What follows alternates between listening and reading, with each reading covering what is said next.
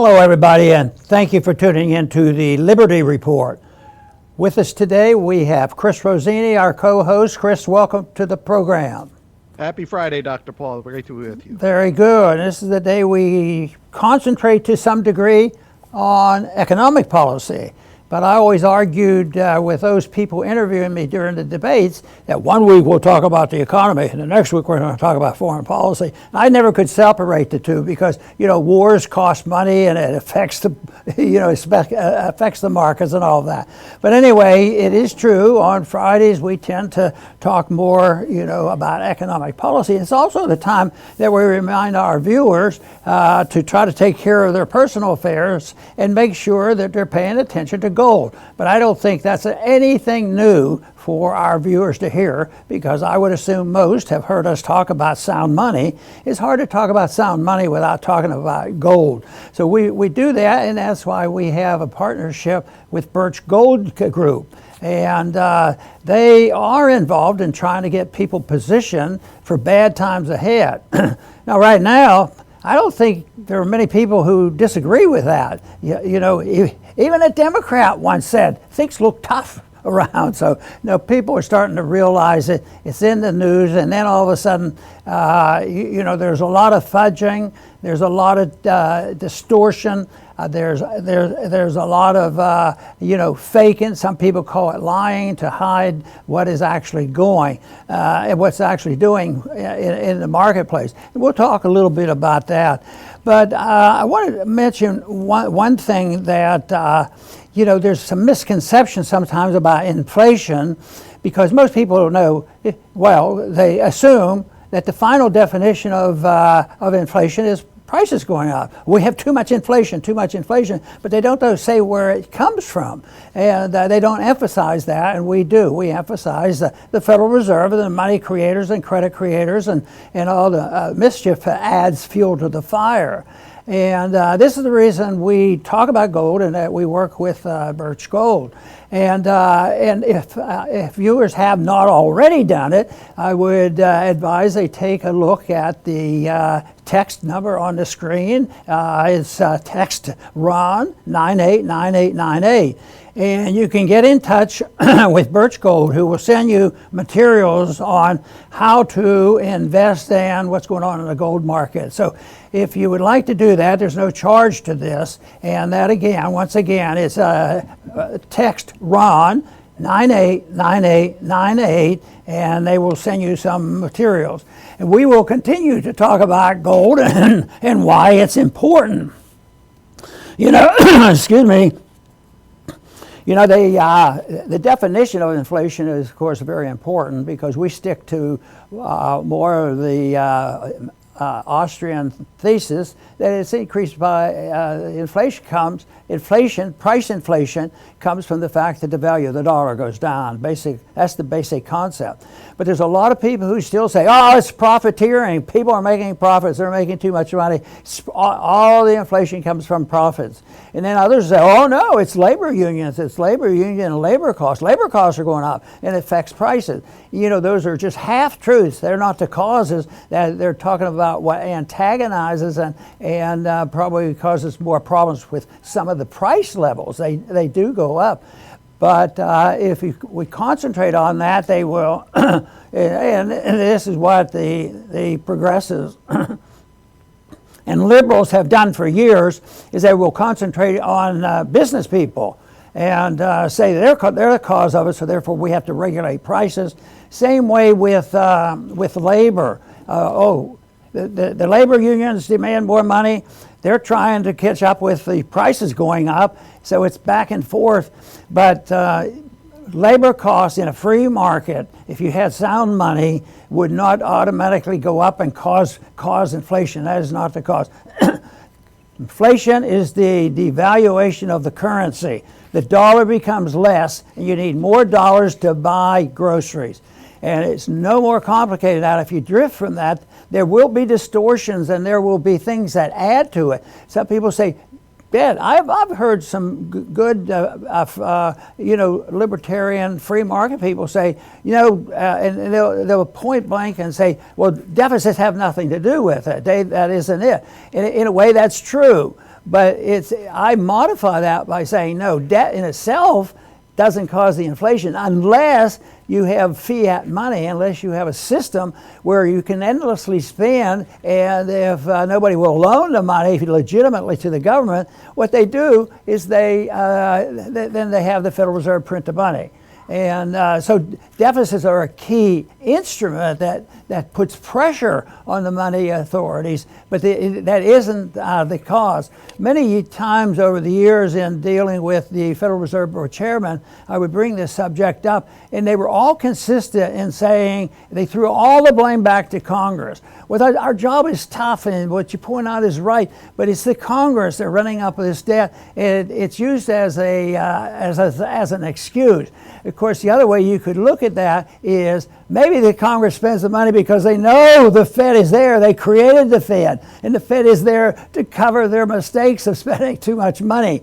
But the Federal Reserve's official position is the deficits are really the main cause. But it's a whole system. It's a system of fiat money, a system of economic planning, and all the mischief that goes on and the problems that we have today that causes the trouble. But it boils down to the suffering that the people have when they go shopping groceries. There's a big difference between somebody who goes to the store and buys things on a routine basis, and they have to deal with a budget. And that means the average person running a household are very much aware of how much inflation there is. If you're very wealthy and you never go into a store, that's different. They're not worried about it. But nevertheless, Chris, I think it's very important that we do our best to get that message out where the problems are and why gold is important and why it's good for people to get in contact if they're looking for more information for a company like Birch Gold. So this is our position, but today we'll talk a little bit about Peter Schiff, because he's been into this this argument for a long time, and he's written some stuff which he's written before, but he's had some things recently trying to show how the distortions are and how they distort and lie statistics in order to convince them, oh, things are okay. Mm-hmm. There's this problem over here. But he points out some of the things which we'll get into during the program. But Chris, welcome again to the program. Thank you, Dr. Paul. Yes, we'll start with the term Bidenomics, which should make everyone cringe when they hear it. And not just this isn't a partisan thing. Reaganomics, the whole thing, Great Society, New Deal, fair deal, square deal, it goes all the way back. It's government intervention. And the truth is there are economic laws, period, and they can't be broken. And all these nomics, Bidenomics, Reaganomics, assumes the government is outside of this. They are outside and above these economic laws, and they come up with these special formulas to make the economy great. They have charts and graphs and experts that are all over the media explaining why this government intervention is so good. They think it's like a machine, the economy. They turn a few screws here and flip a few switches there, and presto. And wouldn't you know that things have never been better. Bidenomics, it's never been better, So, I mean, it's all comical once you see what's going on. And in truth, you don't need the government to explain or the media to explain to you your economic situation. You have your own bills. You have your own expenses, your own income. That's all you really need. You have your own eyes and ears. You can see what's going on. But they're there to basically tell you that all your senses are wrong. If there's a problem, it's you. It's not them, because everything they're doing is great. And, we're a long way from this, but, how the government should deal with the economy is to stay out of it. That's the only thing that they should do. Do not interfere. If people use force, if they use fraud, then the government steps in and you punish those people. But that is not going to happen. And not only do politicians not want that, but the people don't want that too. The people want the government to interfere. So that's what they're going to do, and that keeps us in business because we can come on Fridays and explain why all their interferences are only going to make things worse and not do what they claim. But that's really, the only solution to all these Bidenomics is to just get government out of the economy. That sounds like a good idea. Peter has frequently over the years talked about the unemployment or employment statistics and the reports coming out, and there'll be anticipation for 2 or 3 days and 1 hour before, and now we're going to have it where there are more jobs or less jobs and whatever. So he looked into that because sometimes there's some tricks they play, and he found out that what happens so often is that there'll be a report and they say, well, things are okay, but they're not doing super, and we're going to have so many new jobs. And then all of a sudden the report comes out and it was a lot more, 50% more, or double. All of a sudden, wow. So when the first report comes out, they're prepared for a really bad thing. And then the next thing is it was super good. And then about a week or two or a month later, then they have revisions. And this is not because they make mistakes. Their whole system is a big mistake. But they don't make mistakes on these statistics. It's all planned to get people off balance and try to handle the markets, because not everybody hears about the revisions. But eventually the markets are very powerful and will tell you if the economy is getting weaker. Right now they have these statistics to show that things are going pretty well. The employment rate is up high, but what Peter has done is he points out that there's a lot of jobs, that a lot of people getting second and third jobs, and they add those in and they replace full-time jobs. Then all of a sudden, people don't want to have a second and third job just to survive and be counted in a positive way, and the full-time jobs are disappearing, and this is all part of the system of governments basically being dependent on lying and fibbing and regulating all these events. But I think what Peter does, he points out very clearly that you should be careful with these statistics, because especially, I don't know how the short-term traders do this. I think they know what's going on. I think the traders who end up being able to sort this out, they know it. They know maybe there may be a false run, and they know they better be in and out quick. But that's just not real, investing in the sense of what are you going to do to invest and have a nest egg for your family, for retirement, or send your kids to school. So it's quite a bit different. And this falsehood, but they do this casually. It's no big deal. It's their job, and otherwise there'd be a rough landing. It'd be a tough landing. It'd be a crash landing of the economy, which will come. Because the longer they can prolong things, the worse the crash will be. Today there was a report out about how bad we had the worst year in umpteen years of houses, especially the secondary sale of houses was down dramatically in this past year, and that is never recorded. In these statistics, there has to be less people, working. They don't get new jobs. They're working harder if they have 2 or 3 jobs. So there's, and I think this helps explain one thing, why we hear the lies of the Federal Reserve, the federal government, and Bidenomics, and why people don't buy it.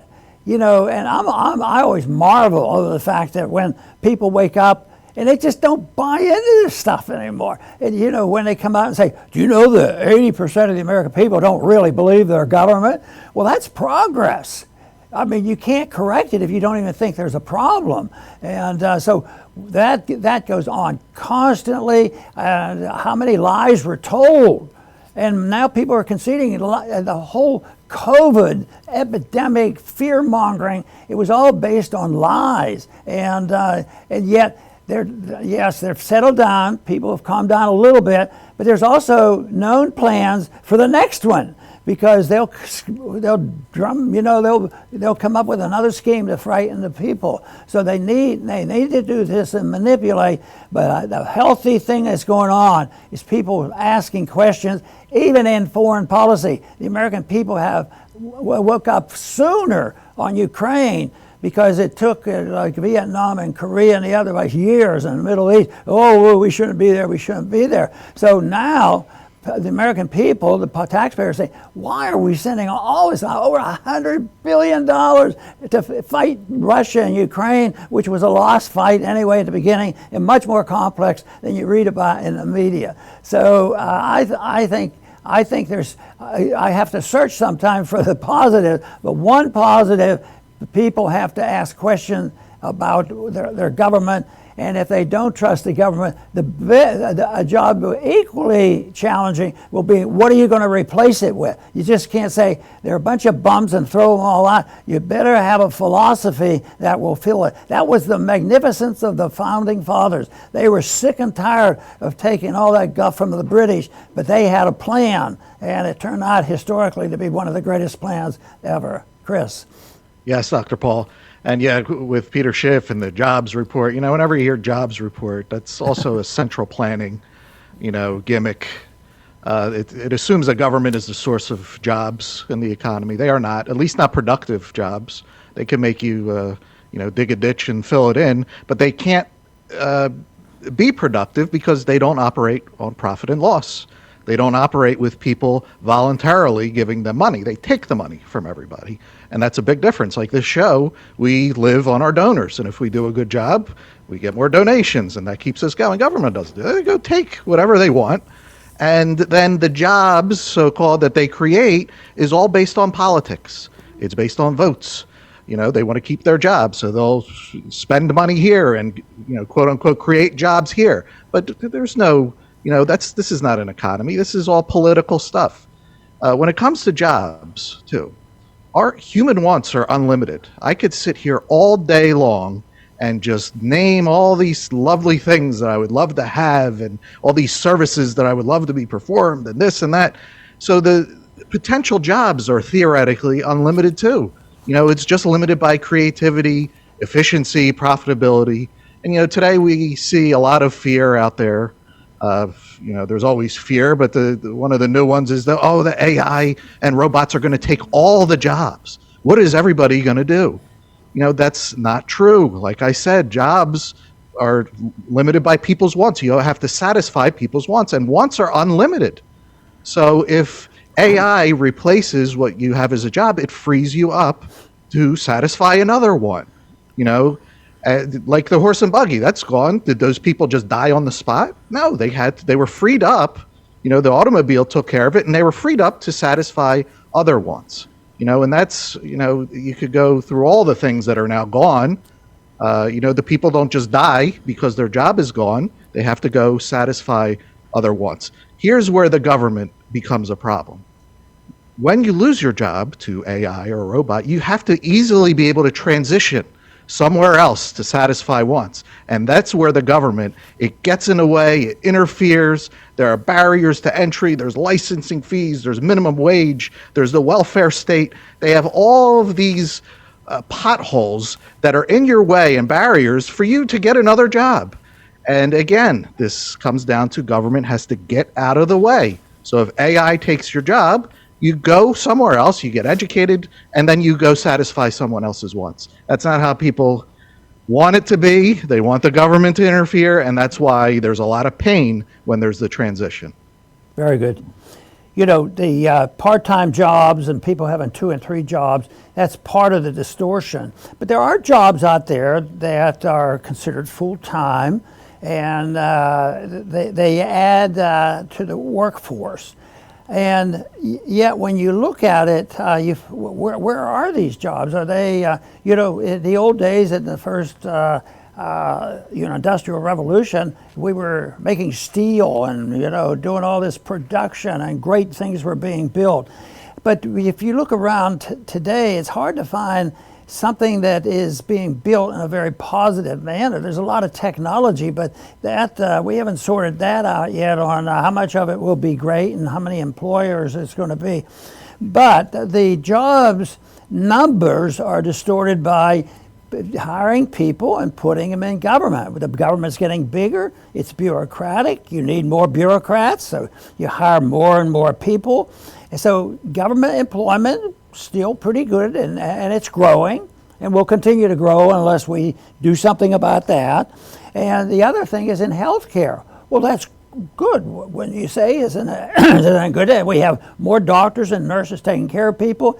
Yeah, not necessarily. When I think of the tragic changes in medicine over COVID, there were a lot more people. They were laying people off and hiring people there, and the people who got promoted were the ones who went along with the scenario of the lies that they were telling about COVID.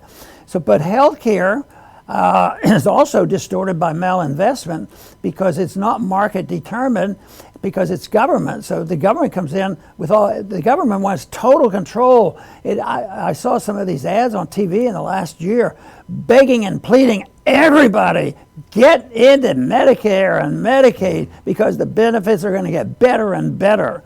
And a lot of people joined. It sounded like a great idea. So the healthcare industry is growing, but I don't think the quality of medicine is necessarily growing when you have to add into the mistakes made when you're dealing with COVID and dealing with the pharmaceutical industries, and when you're dealing with all governments are involved in hospitals one way or other, just like in education. A lot of malinvestment done in there. So that to me is just something people don't realize, that there are jobs out there, but the market wouldn't have created so many jobs as they have now. Who knows? We might end up with more homeschoolers than private schools if we didn't have all this government schooling that's supposed to make our nation great and free again.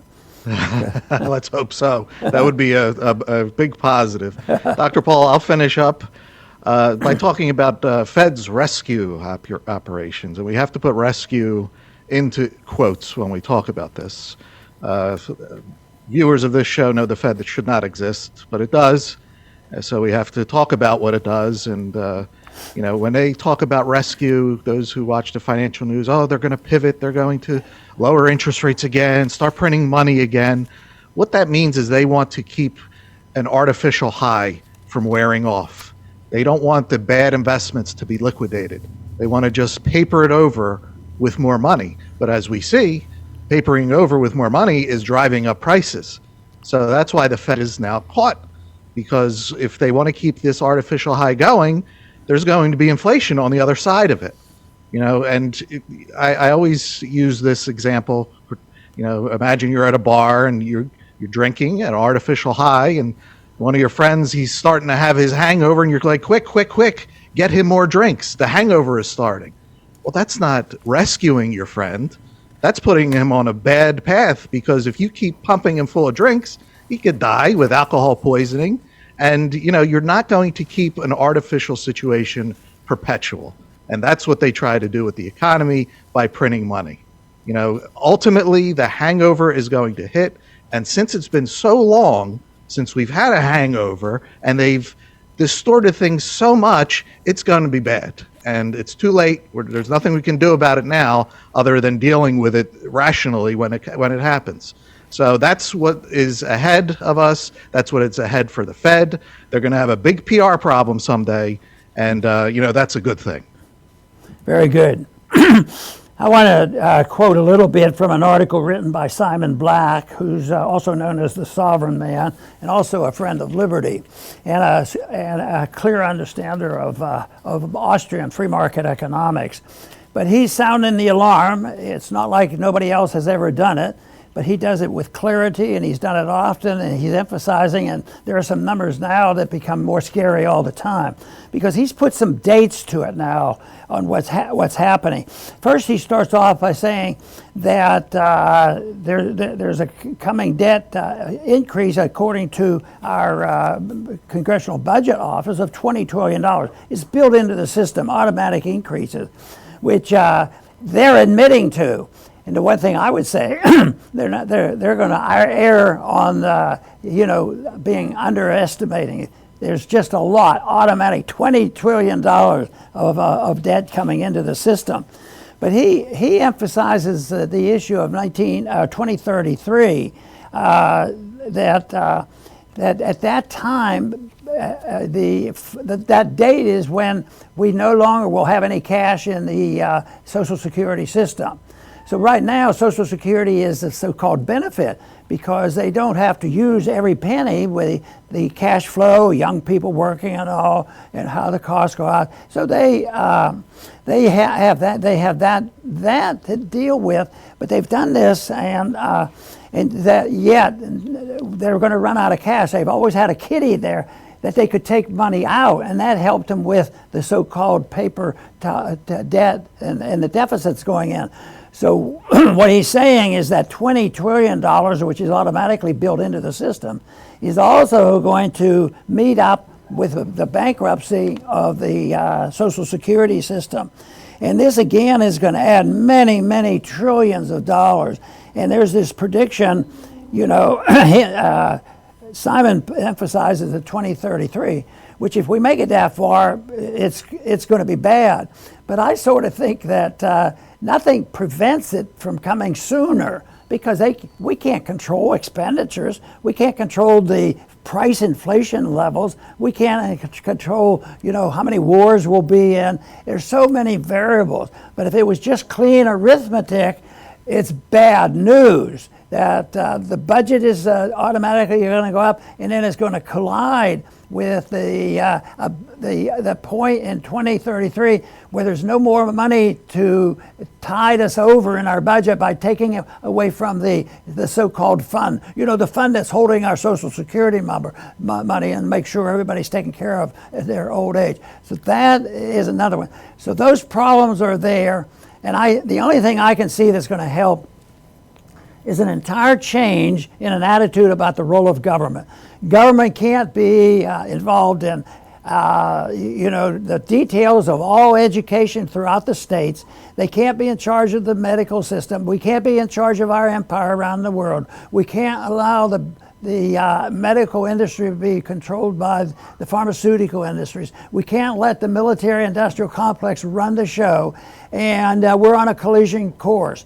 I don't think, quite frankly, that if we don't change quickly, and some people believe there will be changes after the election, that we have to have significant changes, prior to that time, because it's unpredictable. But it will come, and it won't be easy. So even if the individual's in there and determined, it's cutting back is not very popular.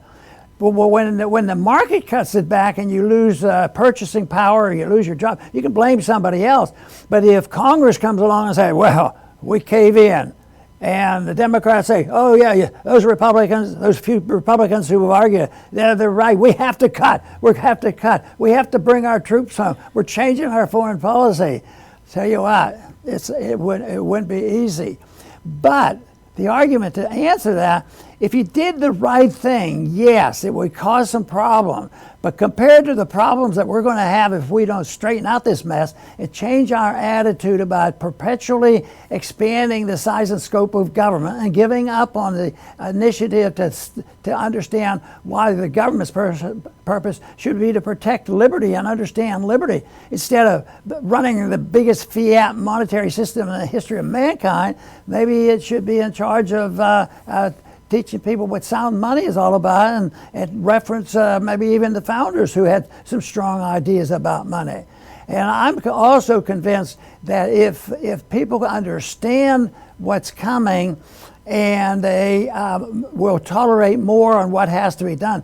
But if they are fibbed to, like statistics and all this, and why we have to be in the Middle East, and you're still in Iraq, and still in Syria, all this stuff, if they don't hear the truth, all this is going to be is more distortion. But if they hear the truth, they might be able to accept the ideas of, tighten our belts. That's what you have to do if somebody is very sick and needs a serious operation. They know they have to go through something, and it could be painful. You have to have this operation. The society is a little bit more difficult, and the people don't want pain and suffering. They want a free lunch, and that will have to change. And you say, well, why do it if it's going to cause some problems and people are going to be upset? Because what is coming would be a lot worse. Freedom is an answer to a lot of our problems. People have to be convinced that the founders were on the correct path, that having a constitutional republic is far superior than having what we have today. I want to thank everybody for tuning in today to the Liberty Report. Please come back soon.